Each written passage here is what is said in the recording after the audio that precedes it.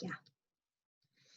Ahora sí estamos grabando, 27 de agosto, segunda sesión. Vamos a iniciar el trabajo de revisión hoy día. Lo vamos a hacer, digamos, de inmediato, porque nos espera, vamos a darle el máximo de provecho, digamos, a nuestra hora y media, porque nos espera un trabajo que es relevante, es importante, que tiene que ver con un trabajo de subgrupo en el eje temático de lo que son los abusos de los procesos de evaluación. Es bien importante identificarlos porque son varias las fuentes. Entonces vamos a hacer ahí un trabajo que entendemos que es muy entretenido. Vamos a entregarles algunas sentencias ya hechas para que ustedes puedan discutirlas. Y luego viene una segunda parte que ya forma parte de lo asincrónico, que tiene que ver con poner en práctica lo que son estas sentencias o afirmaciones que se han identificado en los procesos de evaluación. Entonces vamos a iniciar, vamos a compartir pantalla. Por supuesto, les reitero que cualquier pregunta, comentario, aporte es bienvenido en cualquier momento del proceso. Yo ahí les pongo, digamos, en las PPT, aportes, comentarios, solo para recordarlo, pero eso no significa que sea el único momento. Es todo el proceso es un momento, digamos, para hacer preguntas. También, digamos, hacer el señalamiento que hacía al inicio, ahí éramos menos, que los trabajos que subieron a los mapas conceptuales, específicamente, digamos, que subieron a plataforma Campus Virtual, están, la verdad, bastante buenos. Se nota que hubo un trabajo ahí a partir de la revisión de los contenidos que vimos en sala, a partir de las lecturas que ustedes realizaron, y eso, digamos, a todos nos da mucho ánimo y nos compromete en términos de seguir avanzando, porque este es un proceso que decíamos al inicio, y valga repetirlo, que es de co-construcción. O sea, en esto resulta siempre y cuando, digamos, trabajemos en conjunto. Y el momento sincrónico es solo un momento sincrónico, pero el learning tiene dos momentos. Entonces, si no trabajamos lo sincrónico y lo asincrónico, nos queda una patita coja y no vamos a lograr los resultados que esperamos. Así que, pero quedamos en realidad bastante conformes y en la lectura satisfechas y satisfechos. Tenemos un varón en el equipo, Abel Soto, con el trabajo que hicieron. Muy completo, en algunos casos llegaron, les decía al inicio, incluso hasta lo que es la lectura y la identificación de los tipos y los modelos de evaluación. Y eso ya es haber avanzado a la cuarta sesión. Entonces, ¿qué mejor, digamos, que eso? Cuando ya en la segunda sesión tienen nociones de lo que vamos a revisar con mayor detalle en la cuarta sesión.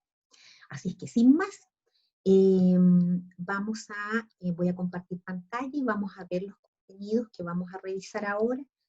Les pido por favor que a las 15:40, si yo no me he dado cuenta, ¿por qué no está aquí? Que ustedes puedan avisarme, aquí está, puedan avisarme que son las 15:40 para que ya cerremos y empecemos la segunda parte del trabajo. Ahora sí. Ahí sí, ¿se ve la pantalla? Perfecto. Se está viendo, sí, ahí se ve perfecto. Muy bien, ahí. Vamos entonces, estamos en lo que es la unidad 1. ¿Qué es lo que vamos a ver hoy día en la unidad 1 correspondiente a la segunda sesión? Vamos a ver tres elementos. Vamos a trabajar primero sobre los componentes de la evaluación y su pertinencia. Y la pertinencia de la evaluación, que es un concepto bien importante, sobre todo hoy en día, digamos, cuando hablamos de procesos evaluativos de calidad. En lo que es los componentes de evaluación, también, digamos, ustedes tienen un apoyo ahí en bibliografía que va a complementar lo que revisemos hoy día. Vamos a ver hoy día cuáles son las características de esos componentes que son componentes estructurales que guían el proceso de evaluación en cualquiera de las etapas. Luego vamos a ver lo que es la problematización del proceso evaluativo y vamos a identificar diferentes fuentes de dificultades o posibilidades de error, de distorsión, de sesgo de lo que es el proceso evaluativo, y las vamos a identificar precisamente para que nosotros no cometamos esos errores, que son lamentablemente bastante frecuentes, no solo en lo que son los proyectos, sino que también en lo que es la política social, en lo que son los planes, en cualquier cualquier nivel, digamos, de desarrollo, ya sea local, sea regional, sea a nivel nacional. Los errores o fuentes de errores están siempre puestas en tensión ahí, y que es necesario advertir para no cometerlo. Y luego, por último, vamos a revisar lo que son los abusos en el proceso evaluativo. Y ahí vamos a trabajar en subgrupos, que va a ser la segunda parte de nuestro encuentro sincrónico de hoy día. Esto tiene dos momentos. Un momento de trabajo aquí en aula virtual, donde ustedes nos vamos a dividir en 6 grupos. Los grupos van a ser aleatorios, y vamos nosotros a ir haciendo los apoyos, las sentencias, digamos, las afirmaciones que ustedes van a trabajar ya están identificadas, y la idea es que ustedes puedan reflexionar en torno a esas sentencias. ¿Cuáles sentencias? En plataforma les vamos a dar las indicaciones, ahí por subgrupo están ya las sentencias, y ustedes ahí van a tener que, en función de esa reflexión, compartir en una síntesis, en una plenaria, cuáles son las conclusiones a las que llega, digamos, el grupo en función de aquellas sentencias. Ese es un primer nivel de análisis.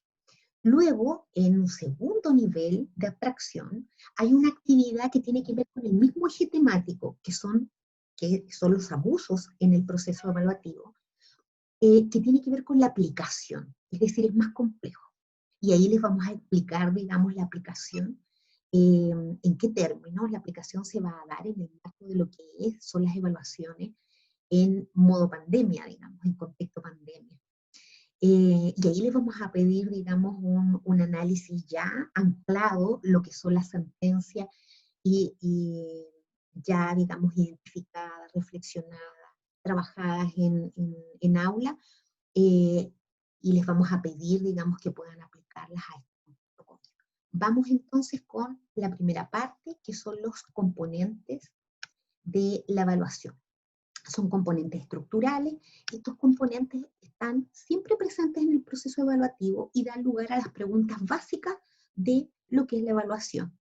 Se pueden dar en cualquiera de las fases de lo que es el proyecto, desde la formulación, la gestión, no solo al final, porque a veces se confunde y se piensa, digamos, que la evaluación es una etapa dentro del proyecto.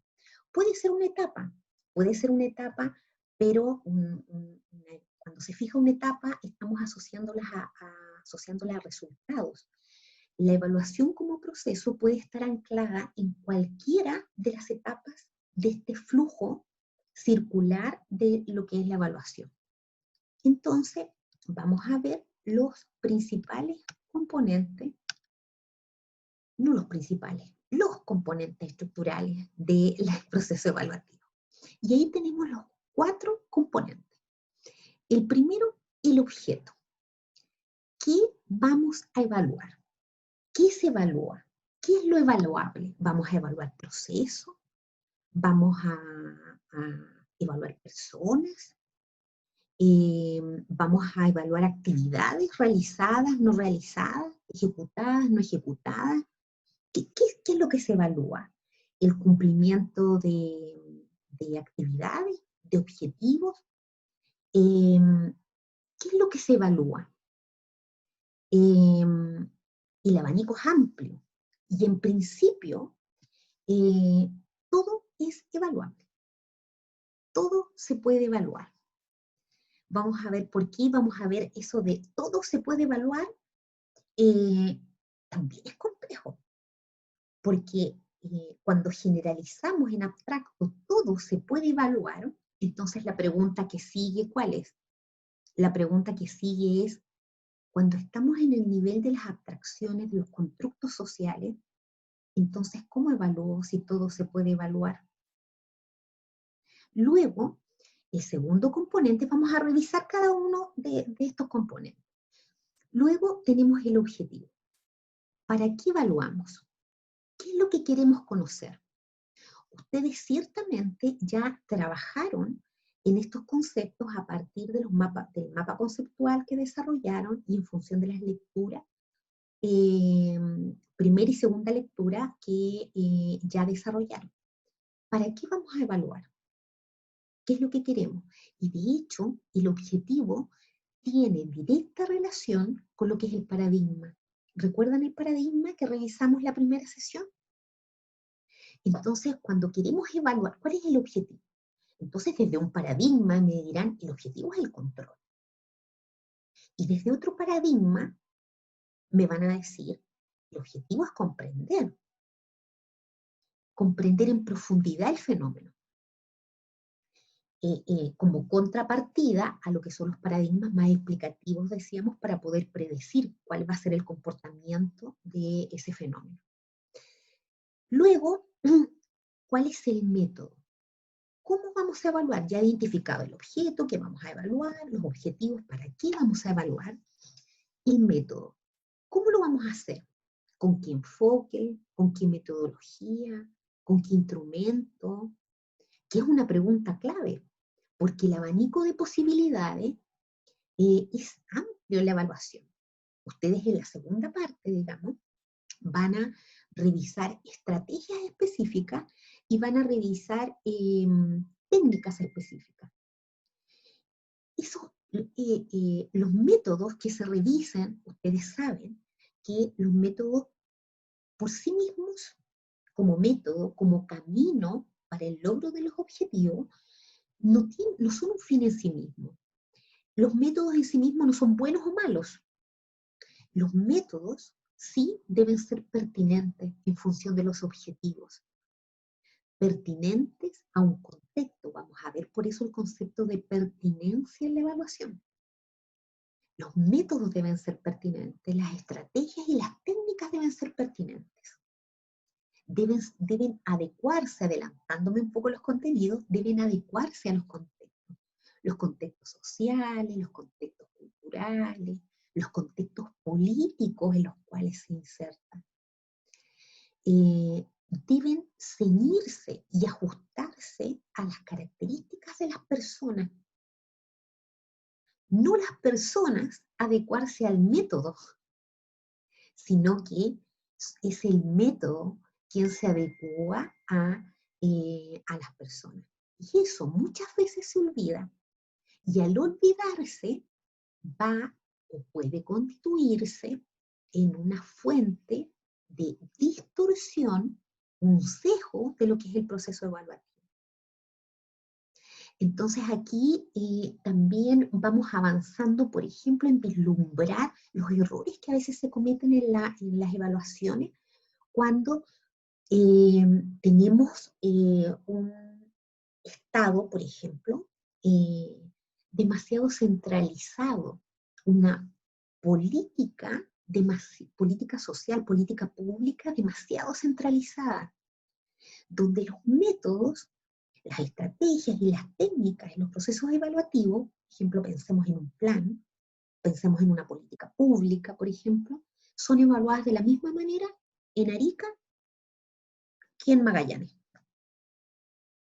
donde nosotros, quienes trabajamos en las ciencias sociales, sabemos que no es lo mismo. Entonces, cuidado ahí. Luego, el cuarto componente estructural del proceso evaluativo son los sujetos. ¿Quiénes evalúan? ¿Quién evalúa? ¿Evalúan los expertos en evaluación? ¿Evalúan quienes diseñan la política pública? ¿Evalúan los actores políticos, los profesionales, los científicos sociales, ¿quiénes evalúan? Consideramos a las personas que forman parte de un programa, de un plan, de una política pública como sujetos válidos en el proceso de evaluación. Esas son preguntas legítimas, porque lamentablemente no siempre las evaluaciones consideran a los sujetos que participan en los proyectos, en los programas o en las políticas públicas. Eso va a definir una estrategia y un método. Porque aquí, ¿por qué dirán ustedes? ¿Y por qué no se considera? Yo me imagino, digamos, que esa es una inquietud. Porque se habla ahí, y ustedes, digamos, ahí pueden levantar otras preguntas y reflexionar en torno a esto, se habla de la utilización eficiente de los recursos. Y se dice, cuando consideramos un abanico demasiado amplio de sujetos que están evaluando, o cuando consideramos aquellos sujetos que están implicados en lo que son los programas, los proyectos o las políticas públicas, debemos considerar y entender también que eso significa la utilización de recursos en tiempo, recursos financieros, recursos materiales, recursos humanos, que muchas veces exceden en demasía lo que se ha diseñado como proceso evaluativo en la formulación de un programa o un proyecto. Entonces, por eso decimos que la evaluación debe estar anclada, debe estar pensada, diseñada desde el principio en función de estos componentes. Son preguntas que cuando se está planteando un programa, un proyecto, ya debe estar también planteado las necesidades de qué vamos a evaluar, cuáles son los objetivos, cuál es el método, las estrategias, las técnicas y quiénes van a participar en mi evaluación. Vamos entonces a revisar algunos elementos, digamos, que hemos ya señalado y adelantado en lo que son los componentes. El primero, ¿qué es lo que vamos a evaluar? Nebo ahí dice, cualquier cosa puede ser objeto de evaluación. Los objetivos, la programación, las técnicas, el diseño, los destinatarios, sus necesidades, el diseño, su desarrollo o los efectos producidos. La complejidad se produce, decíamos, en que usualmente cada uno de estos elementos, sujetos, objetos, procesos, son aspectos, son constructos sociales. Entonces, ¿cómo los evaluamos? Sin que ello signifique un juicio de valor que no sea fundamentado. ¿Ya? Y para ello hay diferentes enfoques y diferentes autores que señalan en relación, digamos, a cómo hacemos aprehensible estos constructos sociales, cómo los evaluamos, y señalan tres ámbitos. Spinoza dice, para evaluar debemos definir variables, entendiendo que son factores, dice, con distintos comportamientos, características, propiedades que varían entre individuos y conjuntos. Y esas variables debemos medirlas o cuantificarlas. Perdón, medirlas, cuantificarlas o describirlas, porque hay diferentes tipos de variables. ¿Sí? Luego, Amunátegui dice, para ser aprehensible, usted debe evaluar en función de indicadores, entendiendo indicadores como una unidad básica que sirve para medir el grado de obtención de una meta, o para describirlo también. Amunátegui habla de medir grado, cantidad, pero nosotros también sabemos y podemos complementar a Amunátegui y señalar que también hay indicadores, y ustedes saben, digamos, los conocen, hay indicadores que son cualitativos, no solo los cuantitativos. Y por último, Pérez Juste dice, bueno, para ser aprehensible, entonces nos vamos a acercar al plano de los criterios. Cualquier cosa puede ser evaluable, pero usted dice, debe definir criterios. Y ahí propone, digamos, dos ámbitos, dos campos bastante amplios de lo que son los criterios. En relación a las variables, dicho, digamos, y reconocido, identificado estos tres campos, variables, indicadores, criterios, entonces vamos a precisar algunos elementos en cada uno de ellos. En el campo de las variables, nos dice Spinoza, aquí usted se va a encontrar con variables que son independientes y con variables dependientes y variables intermedias. Las variables independientes, ustedes saben que constituyen la causa del fenómeno estudiado. Las dependientes forman parte del resultado del efecto que produce la variable independiente. Y las variables intermedias están entre las variables independientes y dependientes. Ahora, traducido eso en concreto, ¿qué podemos decir? Los proyectos, ustedes me dirán, ¿son variables dependientes o variables independientes? ¿Qué es lo que quiere decir Spinoza aquí con esto de variables independientes, variables dependientes y variables intermedias? Los proyectos, ¿qué son en definitiva? Cualquier proyecto, cualquier plan, cualquier política pública, ¿qué es? Si lo llevamos al campo de las variables. ¿Es dependiente?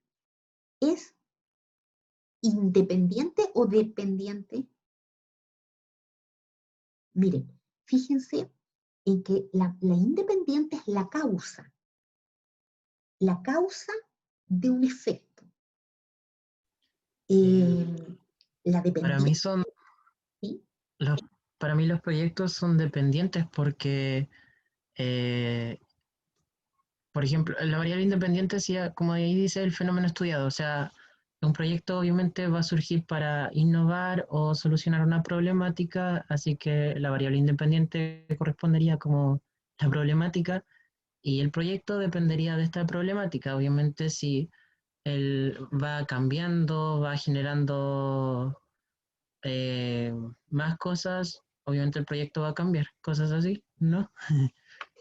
Estoy muy perdido. Mira, por ahí, no, sí, por ahí va, porque cuando tenemos un contexto, una realidad social, digamos que estamos, que pretendemos, acuérdense, una palabra que frecuentemente utilizamos desde las ciencias sociales y desde el trabajo social, que es la transformación.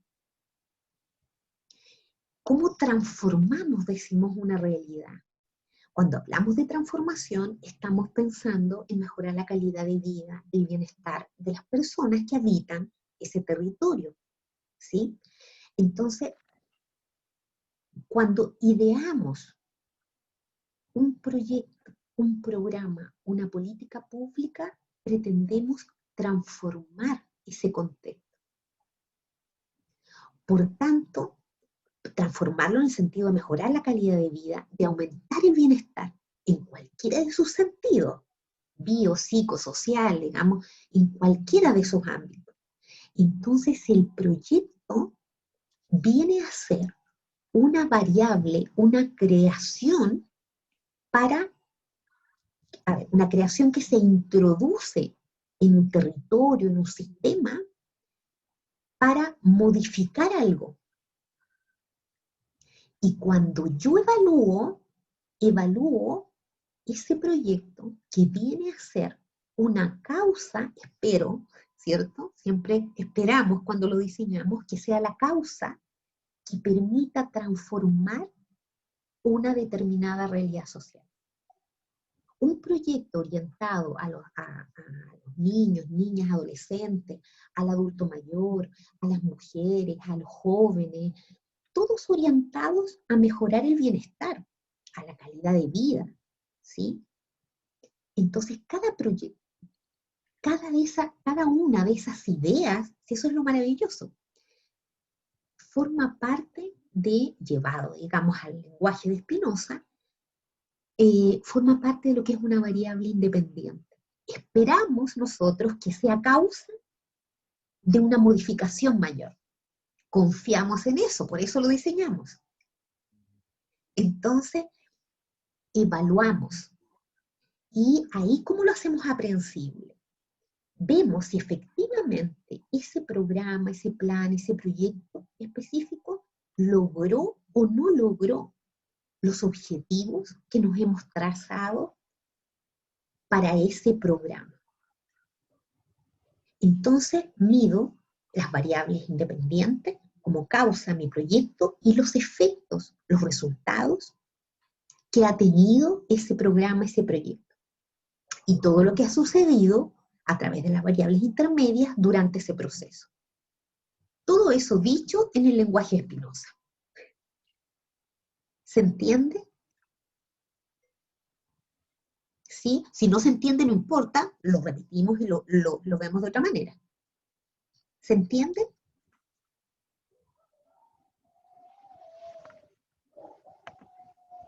¿Queda anclado?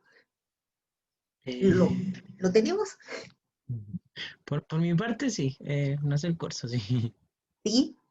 Me tienen que decir si aquí no hay ninguna pregunta que esté de más. ¿Ya? Gracias, profe. Entonces, ya, vamos a entender que lenguaje de Spinoza está claro. Luego nos vamos a los indicadores. Y aquí en los indicadores nos dice los indicadores que ustedes conocen, porque ustedes han elaborado proyectos y también han tenido prácticas, y en la metodología de trabajo social también se trabaja con indicadores. Cómo yo logro, digamos, evaluar esto que no es aprehensible, ¿ya? Directamente. Lo mismo que yo les digo, por ejemplo, calidad de vida. Mejorar la calidad de vida de las personas. Y ustedes, digamos, me pueden decir a mí, ¿y qué es la calidad de vida? ¿Cómo usted entiende calidad de vida? Eso es un constructo. Calidad de vida puede ser yo le pregunto, digamos, a cada uno de ustedes, y cada uno de ustedes puede tener una definición operacional distinta de calidad de vida. Los indicadores sirven para hacer aprehensible aquello y para operacionalizar lo que es ese constructo de calidad de vida. Entonces, en política pública está estandarizado, estos son los indicadores del nivel de vida. Indicadores de la calidad de vida. Y cada uno, digamos, se puede medir, describir y caracterizar. Por tanto, los indicadores, la condición para evaluarlos es que sean medibles y que sean objetivamente verificables. Luego, Amunátegui dice, usted debe trabajar además con los indicadores indirectos y los define como factores condicionantes del grado de transformación de los objetivos que se pretende alcanzar en resultados efectivamente alcanzados. Hay una reiteración ahí de palabras. Bueno, entonces propone dos tipos de indicadores indirectos. Dice, hay indicadores coyunturales donde la medición o la correlación va a estar en función del espacio, de los medios, de las personas, de los contextos. Y hay indicadores de funcionamiento que están asociados a la planificación, la programación, la aplicación de programas, las actividades de evaluación, etc. Es decir, todos aquellos factores que van a condicionar el logro de los objetivos. Y dice, para poder evaluar, entonces usted debe, estos indicadores que son medibles, que son objetivamente verificables, digamos, empíricamente verificables, usted debe trabajar estos indicadores indirectos que son condicionantes, que de ellos va a depender el logro o no de los resultados esperados. Y dice, es decir, usted debe trabajar aquellos espacios que van a condicionar, por ejemplo, medir, describir, caracterizar cuál es el comportamiento de los espacios, de las personas, de los contextos, en función del logro de los resultados de un programa, de un proyecto. ¿Cómo funciona? ¿Cuáles son las condicionantes de funcionamiento de lo que son la programación, lo que es la ejecución, la gestión, por cada una de las etapas? Dicho de otra manera, uno podría formular las etapas, revisar las etapas de lo que es la formulación de un proyecto y podría anclar el proceso evaluativo en cada una de ellas con indicadores secuenciales en cada una de esas etapas. Por eso es que en la primera aquí veíamos que algunos autores establecen que tanto en el diagnóstico, en la formulación, en la ejecución y la evaluación final,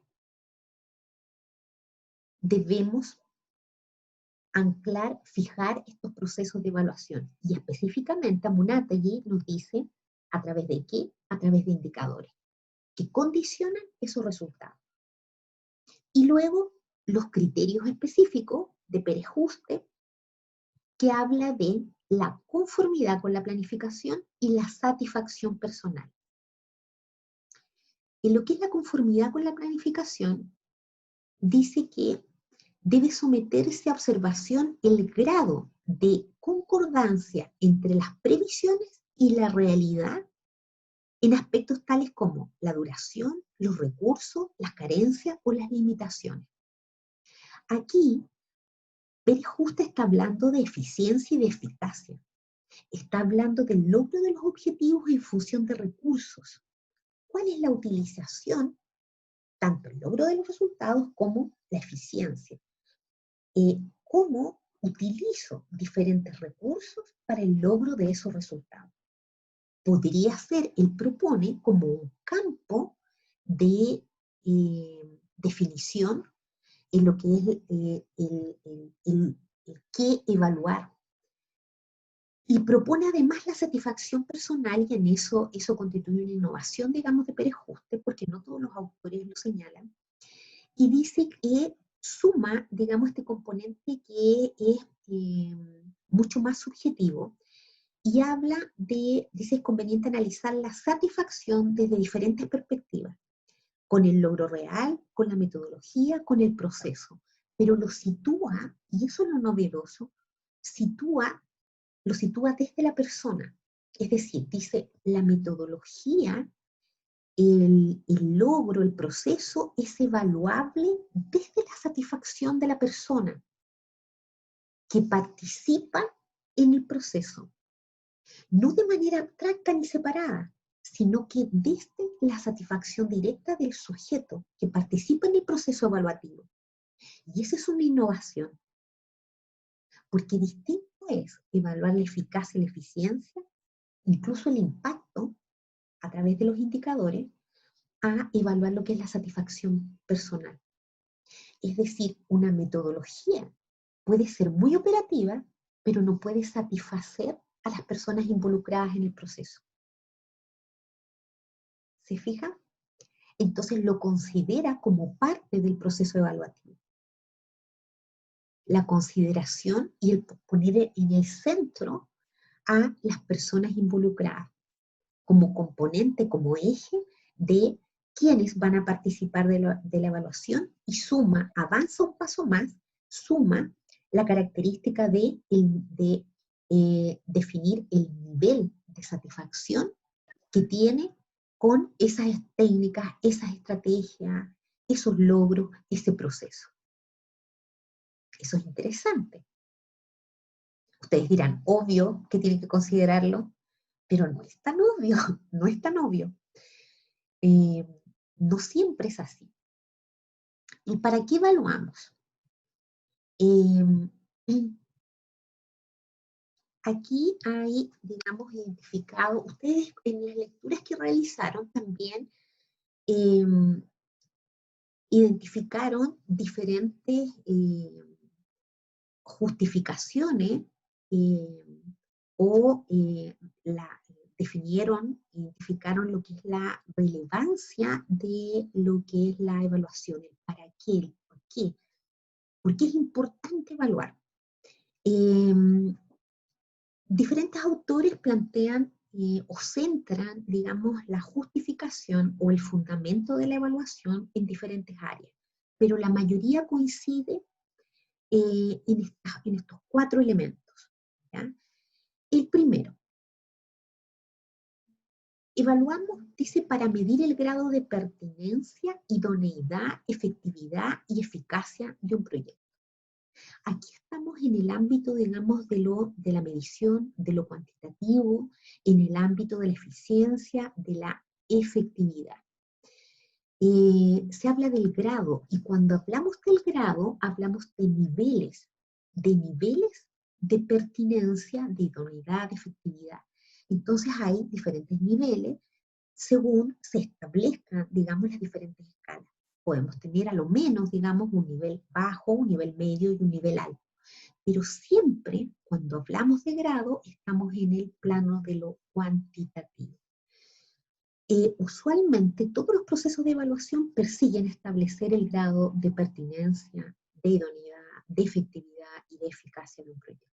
La eficacia y la eficiencia son conceptos, digamos, y de hecho forman parte de los criterios centrales al momento de hacer una evaluación, así como lo fue en su momento lo que es costo-beneficio.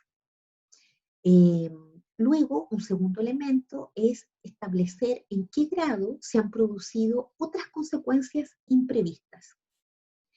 ¿Por qué creen ustedes que es importante, digamos, la evaluación en función de establecer el grado en el que se han producido otras consecuencias que son imprevistas, en función de la aplicación o la implementación de un determinado proyecto, política, plan, etc.? ¿Por qué sería importante establecer el grado en que se produce? Profe, a mí eso me recuerda un poco a los supuestos, como el apartado de supuestos, que es que no sé, a nosotros en formulación de proyectos, el profesor Miguel como que nos pasó harto cómo funciona el marco lógico Sí, abarcando los proyectos. Así que esa parte me suena mucho a eso, a los supuestos. sí, sí, sí. Es, digamos, importante cuando se hace una evaluación, es importante como justificación también establecer, aun cuando no hayan sido planificados, establecer cuáles son las consecuencias, o dicho, leído de otra manera, los impactos o el impacto que ha generado, así como son importantes los hallazgos, que ha generado un programa, un proyecto, una política pública. Porque hay impactos que son esperados y también hay impactos que son esperados y que potencian o incluso generan mayor sinergia a los objetivos definidos en principio. Pero hay otros impactos que no han sido planificados, que de igual manera, digamos, se logran y que son y que no resultan positivos y que no generan sinergia con los objetivos. Por tanto, es importante en términos de lo que es la definición como plataforma, digamos, lo que es la definición de lo logrado o lo no logrado en el proyecto, de tal manera de potenciar o no potenciar los objetivos o conocer cuáles son los factores que están a la base que no lograron o por el contrario, digamos, no permiten potenciar los objetivos. Por tanto, son aprendizajes que nos sirven para retroalimentar el proceso, para el proyecto que estamos ejecutando o los futuros proyectos, digamos, que ejecutemos en el mismo territorio, en el mismo sistema, digamos, persona, grupo, comunidad, territorio. problemática psicosocial, etc. Entonces, van a ser importantes para nosotros tanto lo que hemos planificado como logro, como lo que no hemos planificado. Y de igual manera, el proyecto genera.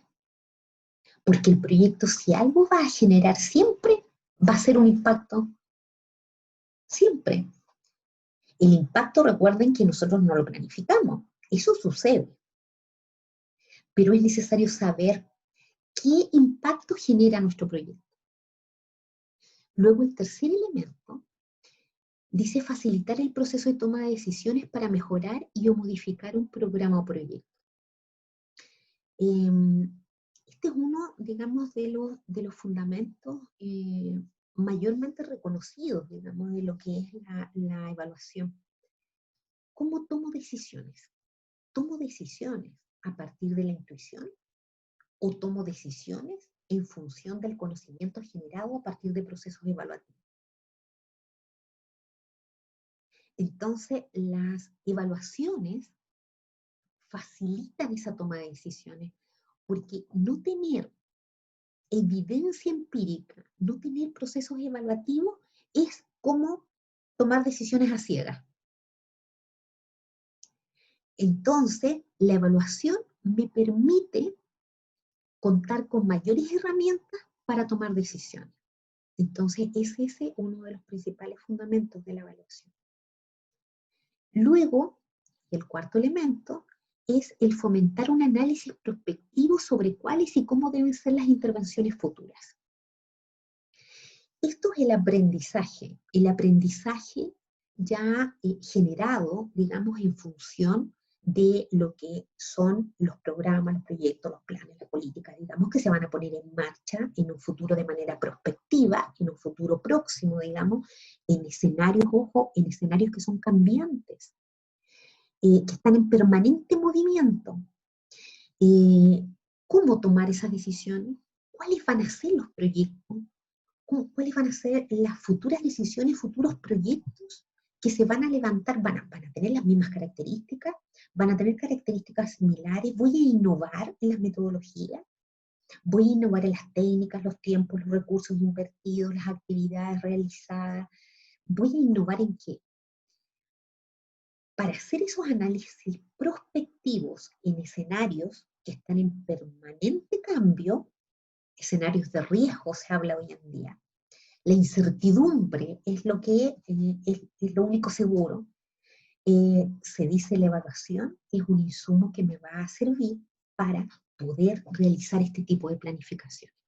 Las planificaciones prospectivas o las planificaciones, digamos, que voy a hacer en el futuro. Entonces, ¿para qué evaluamos?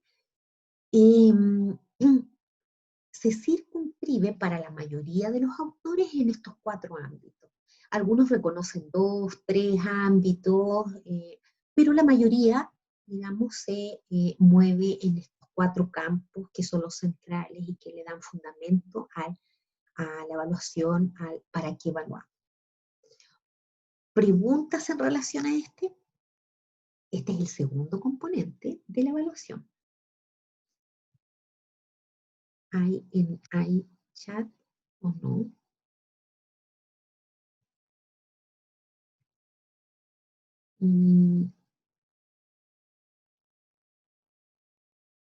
No, no hay preguntas aquí. Ya, vamos. Ay, no se me mueve. Ya. ¿Cómo evaluamos? Profe, ¿Sí? disculpe que la interrumpa, pero nos No es pasamos de la interrupción. hora. Ya. Son días para las 4. Voy a tener que dejar un tremendo despertador así para que me suenen las orejas. Ustedes tienen que avisarme, tienen que avisarme. Por eso me avisan ahora, ¿cierto? Ya. Vamos a...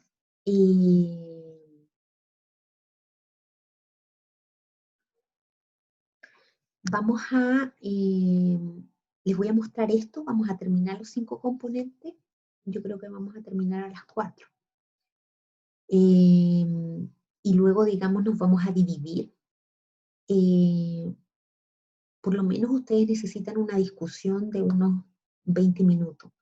Y luego al azar también vamos a sacar, digamos, algunos al azar, muestra aleatorio simple, para poder hacer la plenaria. En su defecto, si no es posible hacer la plenaria porque la reflexión va a ser mayor, entonces ustedes suben, digamos, los PPT que ya están listos en plataforma por cada uno de los grupos.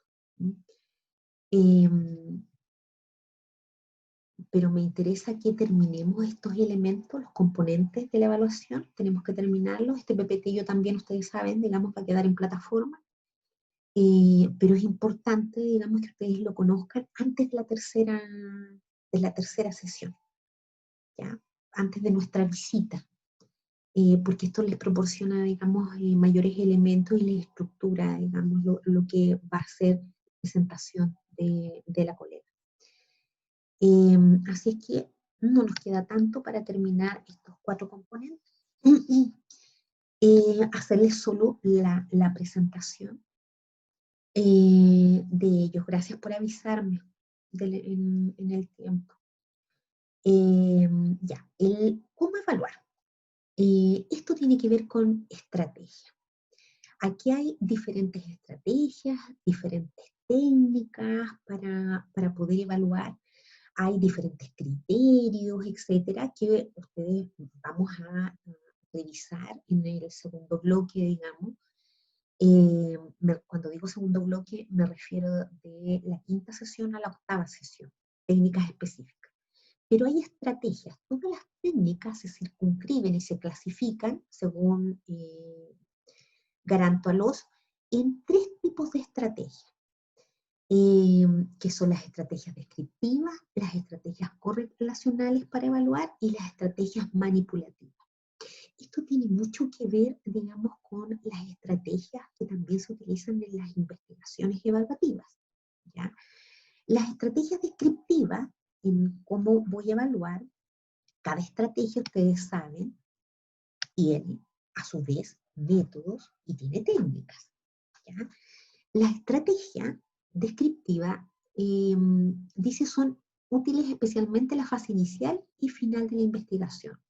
Son descriptivas porque no solo, sino que caracterizan los diferentes factores, variables, indicadores, los criterios que hemos seleccionado, digamos, para evaluar, los describen, no los interpretan, pero los describen en sus características, en sus propiedades, ya sean cualitativas o cuantitativas. No se trata solo de medir, ¿ya? No se trata solo la evaluación de establecer grados, sino que va a depender, digamos, de cuáles son, recordemos lo que acabamos de ver en el que evaluamos, cuáles son las variables que hemos seleccionado, que son susceptibles de ser cuantitativas y cualitativas dependiendo del paradigma, los indicadores que responden a la misma lógica y los criterios que definen. Entonces, esta caracterización de propiedades, de elementos, de factores de cada uno de esos ámbitos es lo que da paso a la utilización de estrategias más operativas que son descriptivas. Luego tenemos las estrategias correlacionales donde el investigador procura establecer relaciones entre los fenómenos o eventos conductuales, situacionales, experiencias a través de estudios estadísticos. Las estrategias correlacionales lo que buscan no son explicativas, son correlacionales, no establecen causas y efectos. Esta es causa de efecto. No son multicausales. Las correlacionales van en asociación. Es establecer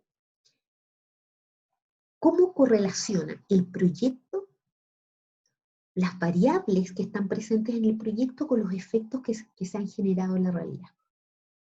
Entonces se establece, están correlacionadas en asociación. Frente a tales variables del proyecto, tales son los efectos sobre un sistema X, sobre el territorio. A diferencia de las estrategias manipulativas, en las estrategias manipulativas estamos pensando ahí en sistemas de mediación mucho más experimentales, haciendo la analogía, digamos, con lo que es la investigación. Aquí la mayoría de las veces, digamos, se establecen grupos de control. Es decir, por ejemplo, territorio, ustedes están ahora en prácticas de grupo colectivo, están en colectivo, ¿cierto? ¿Sí? Entonces, por eso les hace mayor sentido. Entonces, lo que se hace aquí en estas estrategias con grupos controles, por ejemplo, un territorio con características, dos territorios con características muy similares. En uno, se trabaja y se mide, se evalúa, digamos, con la implementación del proyecto, que es la variable independiente, ¿recuerdan? Y en otro, se mide sin la aplicación, pero el territorio, un territorio con características, esa es la condición, con características muy similares, se mide también o se caracteriza ese territorio sin la aplicación del proyecto. Y luego se compara. Entonces se ve qué sucede con el proyecto y qué sucede sin el proyecto. Y se miden los efectos y las consecuencias. Si hay un efecto en el territorio donde se aplicó el proyecto, entonces correlacionamos. Y decimos que el proyecto efectivamente sirve, por ejemplo, para disminuir la violencia intrafamiliar. O efectivamente sirve para potenciar las organizaciones de base. O para la formación de liderazgos juveniles, por ejemplo. Entonces son más, en ese sentido, se le llama aquí estrategias manipulativas, pero de manera análoga podríamos decir estrategias que responden a modelos más, diseños más experimentales, ¿sí? De las ciencias más exactas. Y por último, antes del trabajo de subgrupo, está el último componente, el quién evalúa. Aquí hay una división de Rivière que propone sobre quiénes deben evaluar y las clases de evaluación que deben hacer. Entonces él habla de tres grandes grupos y tipos también de evaluación. Dice, ¿quién evalúa? Pueden ser evaluadores profesionales. Es posible también que participen en un proceso de evaluación científicos sociales o profesores, por ejemplo, que evalúan. Pero también es posible, y en eso existe, digamos, y que pasa a ser un tipo de evaluación, que existan evaluaciones internas y evaluaciones externas y mixtas. Evaluaciones internas en el sentido de que los que evalúan son aquellos que participan de ese programa, ese proyecto, esa política social en específico. De manera externa, aquellos que no participan en el proceso y que son reconocidos, digamos, muchas veces se habla de auditorías. Deben haber escuchado, digamos, ese concepto muy utilizado, que son agencias evaluativas, son externos, digamos, que no forman parte de ese proyecto, pero que se les invita, se les contrata como agencia externa para que pueda evaluar, perdón.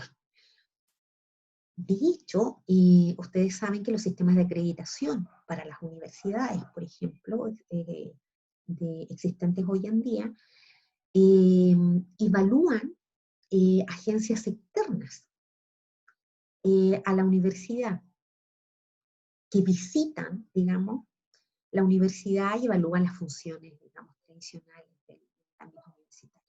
Y también pueden ser mixtas, donde tenemos, digamos, actores que están en el proyecto, en el programa, etcétera, y que están fuera también del proyecto. Cualquiera de ellas es válida, ¿ya? El requisito debe ser la pertinencia, ¿ya?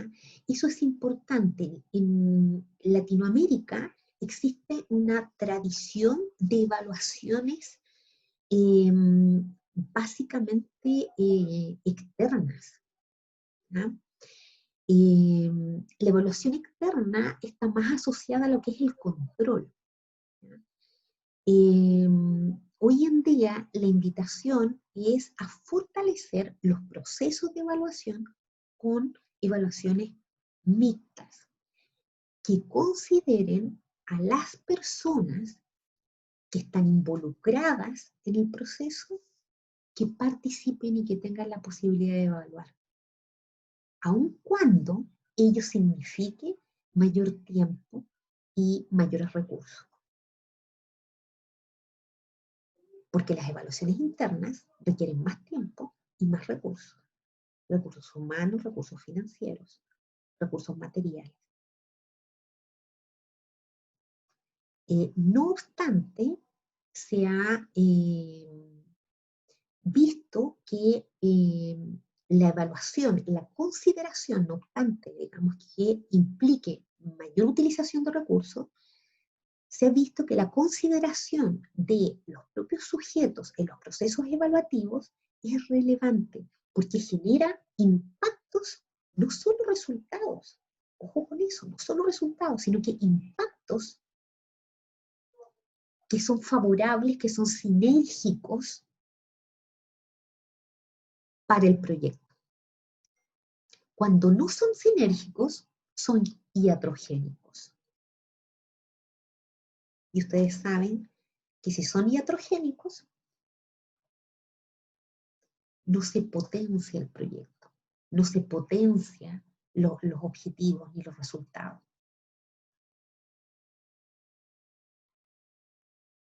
Ahí. Preguntas en relación a lo que hemos visto. Hasta aquí. Se nos hace tan corto el tiempo. Ustedes dirán, corto tal vez para mí. A ver. Si ustedes, digamos, vamos a... ¿Qué es lo que vamos a hacer ahora? ¿Lo ven ahí? ¿Abusos de la evaluación? Sí se ve, pero... Ya. Vamos a revisar, les decía yo al inicio, en un primer nivel, digamos, que va a ser ahora, en aula virtual, nos vamos a dividir en grupos, 6 subgrupos, que no va a ser por afinidad, sino que va a ser aleatorio. Y en campus virtual ustedes van a encontrar sentencias ya identificadas sobre los principales abusos o usos o malos usos de los procesos evaluativos. La idea es que ustedes puedan conversarlo, discutirlo y luego lo vamos a compartir en plenario. Como estamos con poco tiempo, ustedes van a ver también que en los PPT van a encontrar un espacio para poder ahí registrar el trabajo realizado por los subgrupos y vamos a dejar un espacio para que ustedes puedan subir esos PPT, ¿ya? Porque yo creo que lamentablemente no van a alcanzar todos y todas a presentar en plenaria. Pero sí, en esta co-construcción de conocimiento, el producto de la reflexión que ustedes hagan es un producto que debe ser socializado con todo el curso, porque todo el curso va a tener a disposición, digamos, las reflexiones que hizo cada uno de los subgrupos. Es importante que el conjunto de la sentencia, todas las sentencias no se repiten, cada grupo tiene diferente. Entonces la idea es que cada grupo tenga este aporte y lo pueda trabajar luego en la actividad sincrónica, en la que van a trabajar, digamos, en la actividad sincrónica. Así es que sin más decir, para que alcancemos, vamos ahora a dividir los grupos. Van a ser 6 grupos. Nosotros vamos a estar apoyando con Camila y Catalina. Camila está ahí, sí. Está justo ahí vi Camila Lobos. Con Camila y Catalina vamos a estar apoyando en sala, entrando y saliendo, digamos, de las diferentes salas. Hola Camila, vamos a estar entrando y saliendo de la sala. Ustedes entran a plataforma y yo les voy a ir diciendo aquí los grupos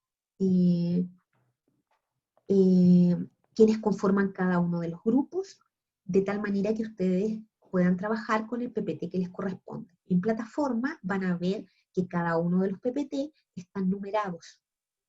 Grupo 1, grupo 2, grupo 3.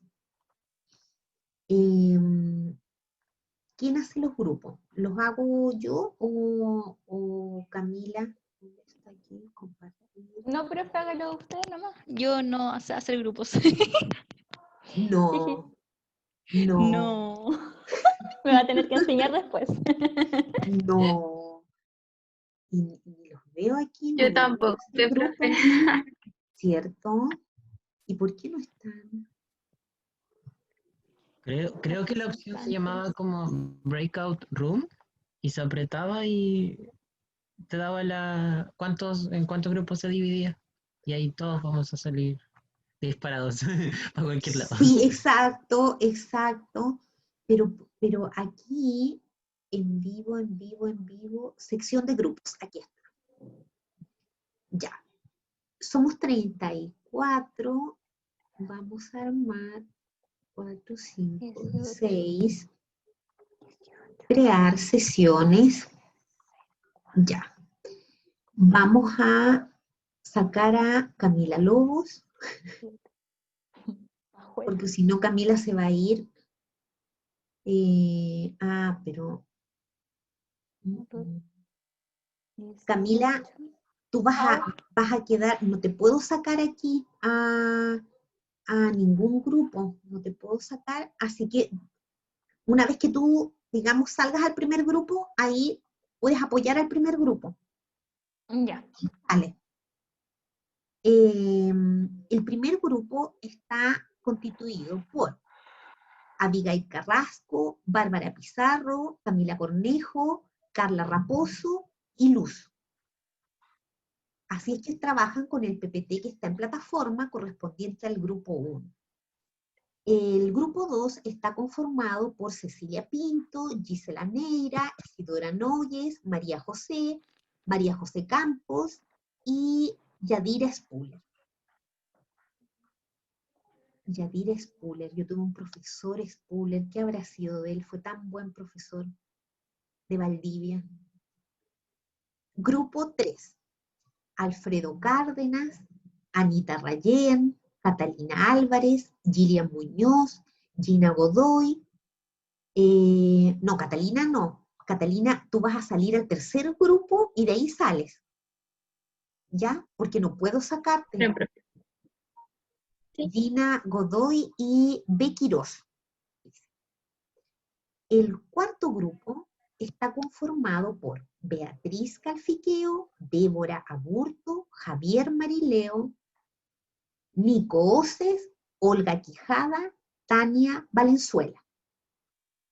El quinto grupo está conformado por Alexis Orrego, María Cristina, Marianela Carola Huichán, Valeria Lepimán. Luego, el último grupo, el 6, está conformado por Constanza Moya, Denise, Nicole Martínez, Paulina Contreras y Viviana Huellín. Es importante saber a qué grupo pertenecen, porque una vez que yo apriete aquí el clic, ustedes se van a ir a la sala y el número de grupo al que corresponden constituye el número al que equivale el PPT que van a encontrar en plataforma. ¿Hay alguien que tenga dudas que no esté en algún grupo? ¿No? Vámonos Yo, entonces. profe, tengo una duda como con la actividad, todavía no termino de como comprenderla como con la sentencia que se pone en el PPT, ¿qué hay que hacer luego? No, como que no caigo. Comentarlas. Mira, en el PPT vas a encontrar 2 sentencias que son la identificación de cuáles son los abusos de los procesos evaluativos. Van a encontrar 2 algunos grupos y otros grupos van a encontrar 3. Entonces la idea es que ustedes comenten por sentencia y que registren ahí sus principales conclusiones, breves. Solo la síntesis, no todas. No, Por ya. sentencia. Y está en formato PPT para que a ustedes no les cueste. Entonces está la sentencia y está ahí para que ustedes registren. ¿Sí? Ya, profe. En este trabajo deberíamos, digamos, claro, no, ya no vamos a alcanzar a hacer una plenaria, así es que lo que vamos a hacer, vamos a habilitar un espacio, nos vamos a dividir ahora, vamos a trabajar, vamos a hacer la síntesis, y luego vamos a habilitar ahora un espacio en campus virtual para que ustedes, una vez realizado el ejercicio, lo puedan subir. ¿Ya? Y ahí, por favor, registren ahí en esa PPT que ya está hecha, digamos, así que es fácil, registren ahí los nombres de quienes participaron. Eso es importante para nosotros porque es un registro de la participación en las actividades formativas. Entonces también vamos a tener una planillita de participación. ¿Ya? Así es que ahora, sin más y rápidamente, nosotros vamos a estar entrando a la sala, ¿ya? Nos vemos en sala. Ustedes tienen que aceptar, recuerden. Si no aceptan, van a quedar aquí, en el limbo.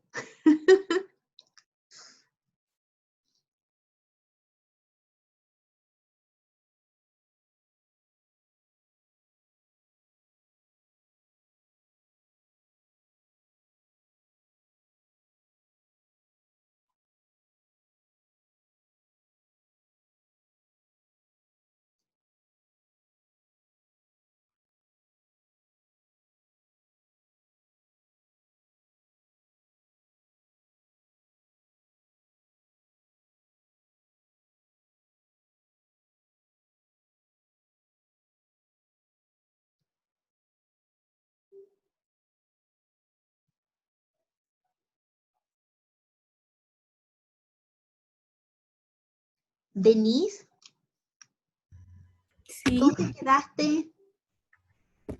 en el grupo 6. Tienes que aceptar para poder irte al grupo 6.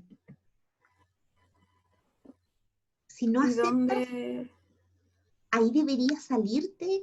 No te veo ahí en el grupo 6 como Denise Silva. A ver, Denise, ¿dónde te encuentro? Denise. Mm, mm, mm, mm. ¿Dónde estás, Denise? Ah, que tú seguramente entraste y saliste. Sí, es que Asignar, está. entiendo. Sí, Ahí. Ahí estás. Ahora ahora, sí puedes aceptar. ahora sí. Ya, gracias.